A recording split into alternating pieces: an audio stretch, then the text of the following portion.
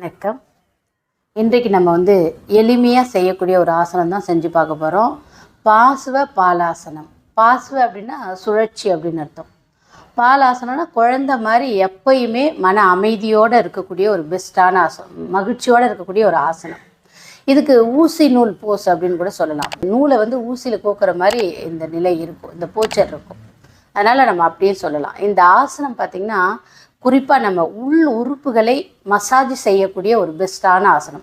உள் உறுப்புகளை நல்லா மசாஜ் பண்ணுற மாதிரி இருக்கும் இந்த ஆசனம். அதேமாதிரி குறிப்பாக நமக்கு வலது மூளை இடது மூளை ரெண்டையும் சமநிலை பண்ணுறதுக்கு ஒரு பெஸ்ட்டான ஒரு ஆசனம். உடல் முழுவதும் இரத்த ஓட்டத்தை கொண்டு போய் சேர்க்கக்கூடிய ஒரு ஆசனம். தூக்கமின்மை பிரச்சனையை போக்கி மனசு ஒரு அமைதி நிலைக்கு கொண்டு வரக்கூடிய, மகிழ்ச்சியாகவும் அமைதியாகவும் வச்சுருக்கிறதுக்கு உதவக்கூடிய ஒரு ஆசனம் இந்த ஆசனம்.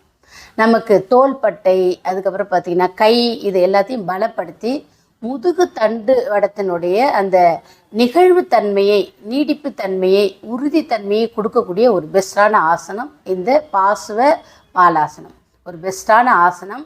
இதை நம்ம தொடர்ந்து செய்யும் போது உடலும் மனமும் சமநிலை பெறதுனால உடல் ஆரோக்கியமும் மன அமைதியும் அதிகமாகவே இந்த ஆசனத்தில் நமக்கு கிடைக்கும். இதை எப்படி செய்யறது அப்படின்றத நான் உங்களுக்கு செஞ்சு காட்டுறேன்.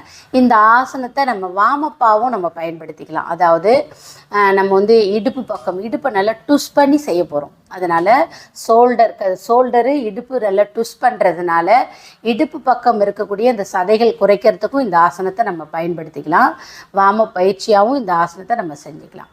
எப்படி செய்யறது அப்படின்றத உங்களுக்கு செஞ்சு காட்டுறேன். ஜாரி ஆசன நிலைக்கு வந்துடுறோம். நல்லா கைகளை நல்லா உள்ளே கொண்டு போய் மேலே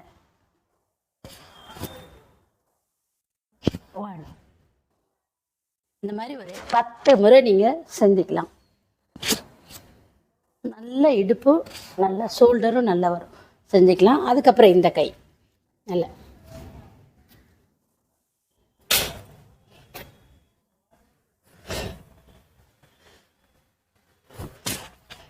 அப்படி நல்லா 2 பக்கமும் மாற்றி மாற்றி நல்லா ஒரு 10 முறை செஞ்சுக்குங்க.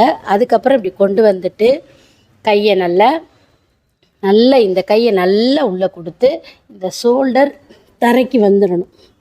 தரைக்கு வந்துட்டதுக்கப்புறம் இந்த கையை நல்லா மேலே நீட்டிக்கலாம்.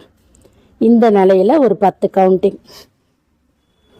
1 2 3 4 5 6 7 8 9 10.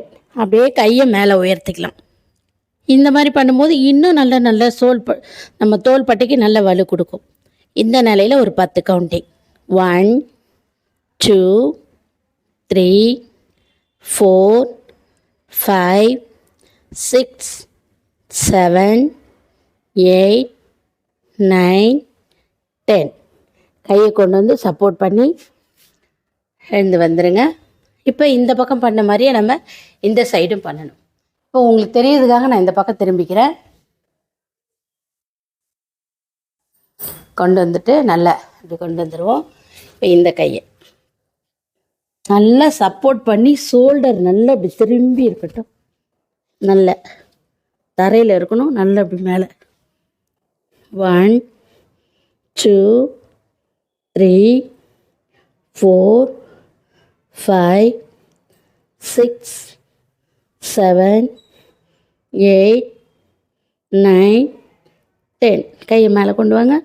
1 2 3 4 5 6 7 8 9 10.